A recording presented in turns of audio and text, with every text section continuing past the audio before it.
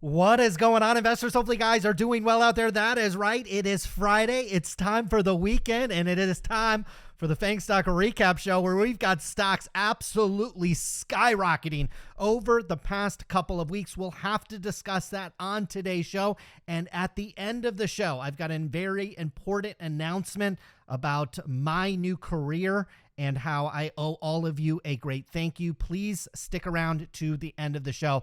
I'll have an update for you all, but we better kick things off like we always do with Meta Platforms. Start of the week at 2:36. I'm recording this as we speak at 12:30 Eastern Time, 9:30 Pacific Time. Meta up 3.5% to finish the week, over $244 per share. Montana is banning TikTok. The federal government couldn't get it done, so the states are taking action. Montana, obviously, if you're not from the United States, Montana not a large population center, to say the least. Okay, there are towns in California that are bigger than basically the entire state of Montana. But what I don't know is, will there be political will among other states to get this done? And obviously this relates to Meta. The more states that start banning TikTok, or the more this maybe picks up steam among other legislators, and maybe eventually the federal government here in the United States, well, obviously that's going to benefit Meta, which has some popular social media properties, to say the least. Now, Meta gained this week as Loop Ventures upgraded the stock to buy, seeing a bright turn in revenues. And we certainly saw that just a couple of weeks ago when this company announced their guidance and their forward revenue estimates. It was pretty darn good, and I was shocked because we looked at Google, we looked at some of the other ad players, and it wasn't nearly as good. So clearly, Meta having some momentum in their ad business, and all props to the company for being able to pull that off in a difficult ad environment. Moving on to Apple, start of the week at 172, currently trading about 1.5% higher at about $175 per share. Apple's headset said to be hampered by CEO Tim Cook's, quote, distant approach and executive skepticism over the product. So I tell you what, if you don't have the lead guy in charge of a company behind a product, I don't exactly know how things will go here. Now, the rumor is that the company is well prepared for a mixed reality headset announcement, and that should be coming sometime in June, or potentially in June, at the Worldwide Developer Conference, which again, I believe is June 9th. Now, somebody that does have some expertise in this space is the former founder of Oculus, which later sold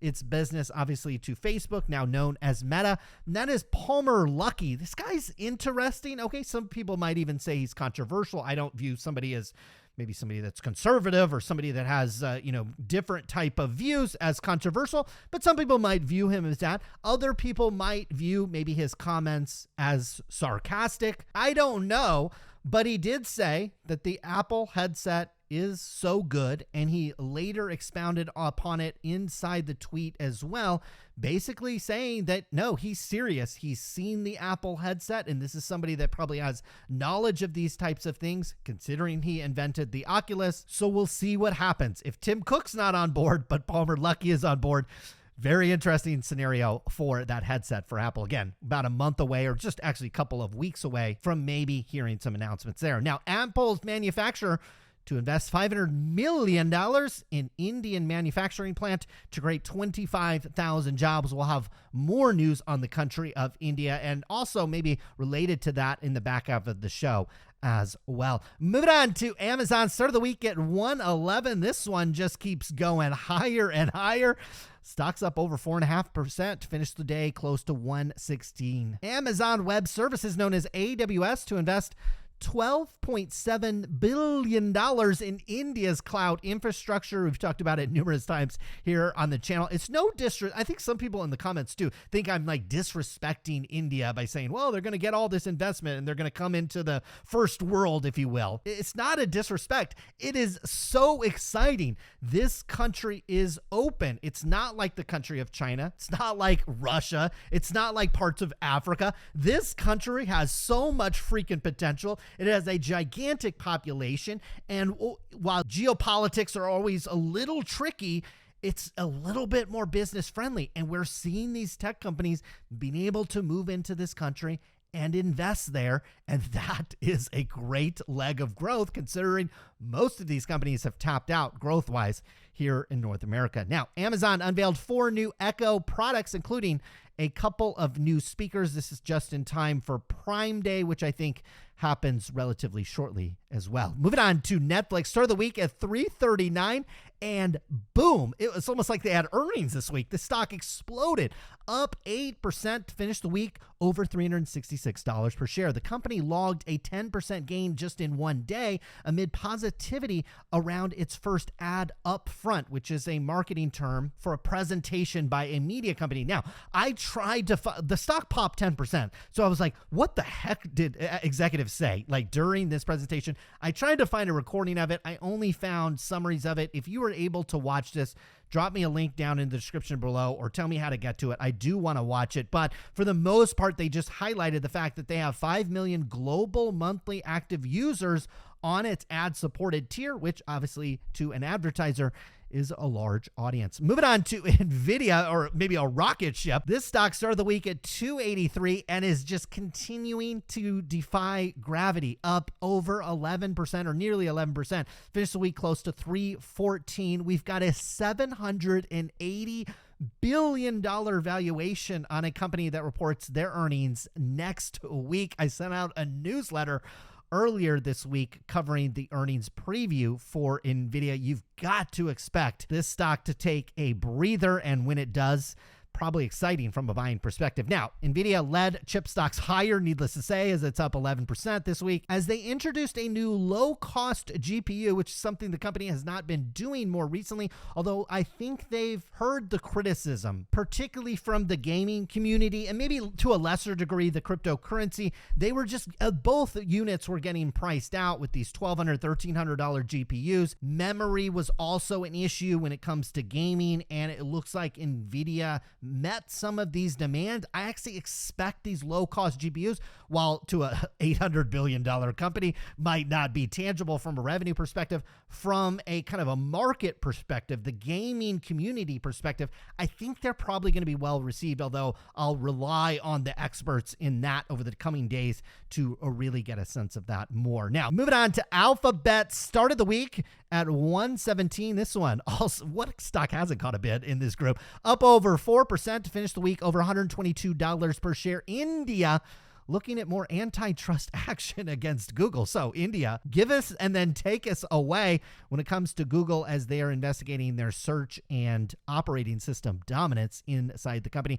Google has already been fined over $275 million inside the company. Maybe this is why India's welcoming big tech with open arms. They welcome them in, and then they levy them with $100 million fines that the companies can easily pay since they have so much cash. Now, Samsung reportedly suspends a review to replace Google Search inside of its smartphones. Now, this debate, I've seen a lot of press releases, but we have obviously seen nothing actually come to reality. That Bing has gotten a lot of attention with integrating ChatGPT, although Google is going to be able to do the same thing with their search engine, in my opinion, probably even do it better. Samsung's in a little bit of a tricky situation. In fact, they rely on Google's operating system, if you will, to operate its phone, although it's likely kind of an open source license. But for now, it looks like Google's saying the default search engine on the phone. Now, Supreme Court maintained legal shield for online speech, and this is a win for everybody, including Meta, Google, Twitter. This was that Section 230 that doesn't hold these companies, including a company like Google here on YouTube, liable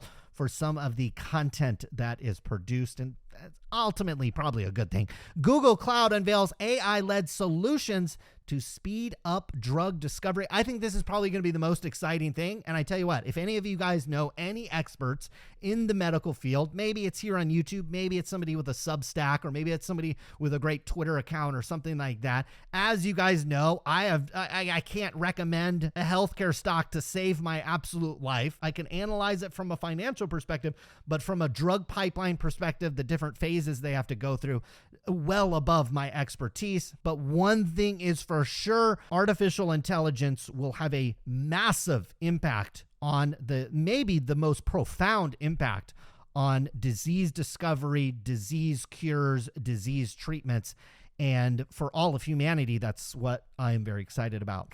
Moving on to Microsoft, start of the week at 308. And are you surprised? This stock is up over 3% or nearly 3%, close to $317 per share. Now, some big news. Microsoft planned $69 billion Activision purchase gets approval from China. We got approval from the European Union. We obviously got disapproval from the United Kingdom, but last time I checked, the EU and China a little bit bigger than the UK. Obviously, the United States and maybe Japan, I think, have to come in as well. We'll see where that falls. I still think that deal gets done one way or another. Now, Twitter sends Microsoft a letter warning of potential violation of an agreement. This is not a lawsuit. This is a warning letter. Any company can send over a warning letter. When the legal letter actually comes through, that is when you start paying attention. We talked about this in our Google segment, but Samsung reportedly staying with Google as its default search engine as maybe a blow to Microsoft. Now, OpenAI is calling for regulation at its first congressional hearing, which occurred this week on artificial intelligence. Here's the thing about Washington that I think a lot of people understand, but if you're really partisan to one side or the other, it probably gets lost on you. If you're kind of more middle politically, here's what's going to happen. This is going to be very similar to the cryptocurrency industry, which actually has been begging Washington to regulate it for a while, and they just simply have not. Politicians are not stupid, okay? The two things that they need to keep the third thing that they desire and want the most. What does a politician want the most? They want power and influence, okay? How do you get power and influence? You need votes. And the number one thing you need to get votes is straight money. So why would they regulate AI right now when you can dangle this over the head of the mega cap tech companies, dangle some kind of regulation, dangle something over their heads in terms of regulation, when you could just dangle that for a very long period of time and rake in the money? That is what they've been doing with cryptocurrency, folks, for the past several years. FTX donated how many hundreds of millions of dollars to politicians. These politicians are not stupid. They are not going to do an absolute thing when it comes to artificial intelligence regulation. They are going to collect checks from these companies. They're going to waltz the executives up here and make you think they're talking about it, make you think they're going to do something about it. Some draft bills and some things might actually come up, but nothing, absolutely nothing will go to the president's desk ever until they collect millions, maybe even billions of dollars in political campaign donations. Moved on to Tesla, start of the week at 168. Boom. We just run this on a loop. This stock up 6.3%, finished the week close to 180. Tesla bulls are recharged after their annual meeting. I saw Elon Musk's interview on CNBC, like I'm sure many of you did as well. Very interesting interview. And as always with Elon Musk, he gives very thoughtful answers. In fact, he had many very lengthy kind of pauses in his interview, and it's so refreshing to see that. We can disagree, we can agree with Elon Musk on a number of different things, politically, financially, what he has said about Tesla in the past. But if we could have more people in government at the CEO level that actually thinks about what they're going to say, we might not agree with what they say, but actually thinks about it instead of giving us that canned political response or that sales material that you tend to get from CEOs. I think it would be a great thing. Now, Tesla's meetings had Elon Musk talking up a rough economy. I'll remind you, though, Elon Musk is not an economist. And if you look at the charts of Meta and NVIDIA and Google and Amazon, and maybe even the shorter term chart of Tesla, they're not pricing in recession right now. So we'll see what happens there. They talked about the openness to have some advertising. He certainly could run some ads, I guess, on Twitter and not necessarily have to pay them. And some other new models, while they weren't very specific, maybe a lower cost model and eventually a delivery van. Now, India has been a popular topic on today's show as Tesla promotes a local manufacturing plant in India for maybe potentially batteries. but also manufacturing the vehicles as well. India is going to be just a super interesting investment over the next 10 years. Certainly, you could play kind of the surface level investments when it comes to Amazon, Google. Incrementally, I think it's going to grow their companies, and it's obviously a gigantic market, so it might be slightly more than incremental addition when you're talking about billions of people. But boy, there's going to be a lot of derivatives, the energy business, the mining business, the resource business that's going to have to be behind a lot of the investment in India. That's where there's going to be a lot of great investments, and I look forward to covering those as the country of India continues to grow from an investment perspective. Now, Tesla eyes an expansion in their Shanghai Gigafactory. My guess is they'll get approval for that since China is very good at manufacturing, to say the least. Now, Elon Musk is still bound to have his Tesla tweets approved by a company attorney. I actually think this is a negative for the company. An off-the-cuff Elon, an Elon that is free to pump Tesla stock. Well, sometimes he might pump it in the wrong way, okay? Sometimes it might go down. Sometimes this week we saw when you get Elon Musk talking about Tesla, doing interviews about Tesla, putting the focus on Tesla, the stock does well. Now, moving over to the technical segment of the show. Folks, over the past 30 to 60 days, we've had a rate hike. We've had debt ceiling drama. We've had some of the biggest bank failures ever in the history of banking. We've had gold test highs. We've had people question whether or not the United States dollar will be the reserve currency of the world. And folks, through all of that sounds really negative, right? Where are the sellers? Literally, nobody sold stocks in the face of a banking crisis, in the face of rate hikes, in the face of persistent inflation, in the face of all this negative news. Nobody sold stocks. In fact, they broke out of a sideways trading range and they pushed higher. It looks like to me we're going to close very close to 4,200, which not convincingly, but puts you basically at another series of higher highs, another series of higher lows. Folks, it doesn't take a genius. That is an uptrend. I am recording this now at about 10 a.m. Pacific time, so keep that in mind as we roll through these. But folks, the trend is your friend. Meta's trend is up. It is meeting overhead resistance at this purple line at 245. We've talked about 4 weeks. If you've missed this rally, or if you were like me and you sold somewhere back in here, there's this large gap between 250 and 290. I would play the closing of this gap. How do you play the closing of this gap?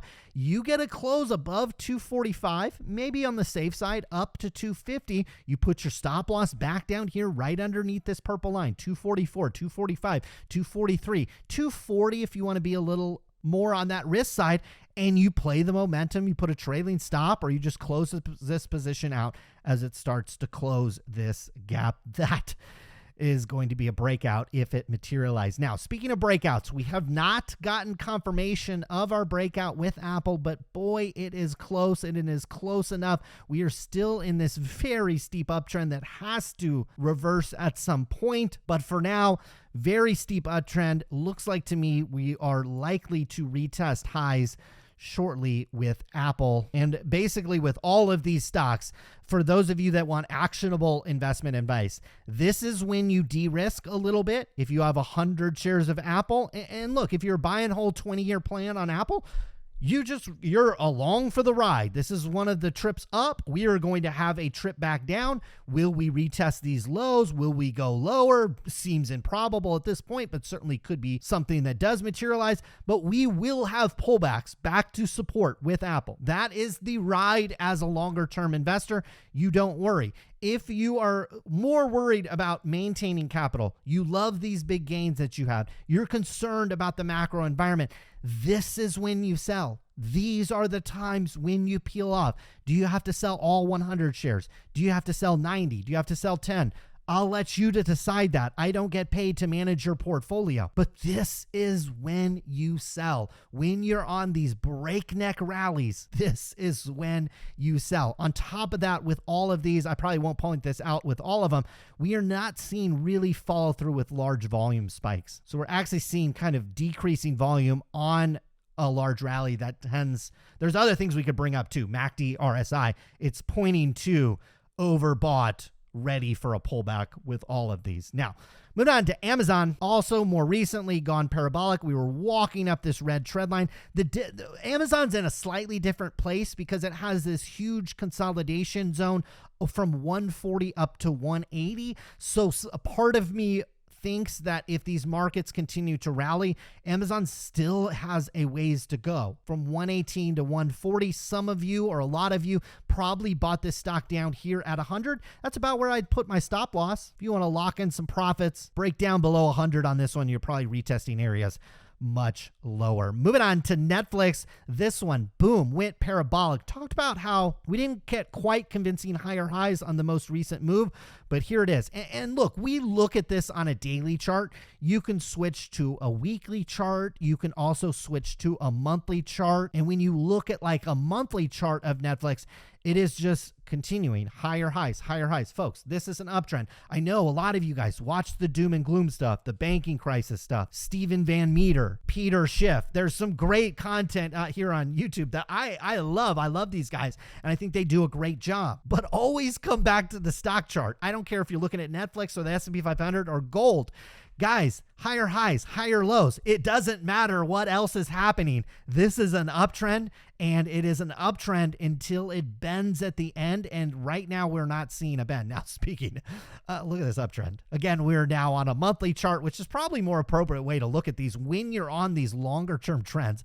This thing has gone parabolic. You are very likely retesting highs up here at 330. A break above that would put you well over $1 trillion valuation on a company that's going to do, what, $25 billion worth of revenue this year. Doesn't make any sense fundamentally. I thought for sure I was out 100% on NVIDIA stock, but I looked in my son's account and I have a couple shares of NVIDIA. So I've been on this ride and I will be selling here very shortly.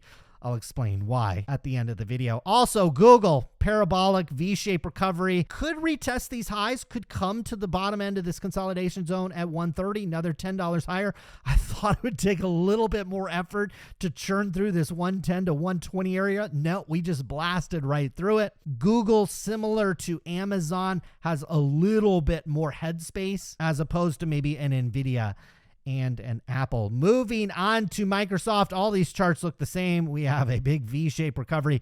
We're retesting highs again, folks. This is not when I would accumulate these stocks, or if you're on a set schedule where you kind of do it monthly or bi-weekly or whatever it is. Maybe you lighten up the load just a little bit, leave yourself some powder, because there's going to be some red candles, folks. And when the red candles show up, it's not going to be that big of a concern, because you're on this such a gigantic uptrend. A pull back would just put you back on trend, and not this steep parabolic trend that is unsustainable. And that is when I'd actually be more aggressive from a buying perspective. Finally, Tesla from a monthly chart might look very much different than the rest of these stocks. We don't have the V-shaped recovery in Tesla. Looks like to me it's trying to figure out which way it's trying to go. More recently, over the past couple of months, we've kind of really tightly consolidated in this like 180 to 200 range. And with Tesla, it's very similar to the rest of these stocks like 3 or 4 months ago. We're looking for a decisive break either above trend. A decisive break above trend probably could be bought with Tesla. A decisive break to the downside probably is really bad news, because it probably means you're at very least retesting lows at 100, if not making new lower lows, probably much lower, maybe back into the $50-$60 range. And with Tesla, they're different from a fundamental perspective. They're not in kind of gross margin expansion zone, but they're actually kind of contracting those margins, which will have an impact on competition. We've talked about this numerous times, and we'll continue to talk about it here on the channel going forward. Now, the last thing that I want to talk about is I've been hinting at this for a couple of months, but it finally became official today. I have accepted a position at a company that is a $700-800 million. They're actually a public company. They have their own ticker and their own stock symbol. It's about a $700-800 million company the last time I looked at it, and it's profitable and they pay a dividend. They do a lot of market research. They do newsletters. They give stock advice. They do a lot of different types of things.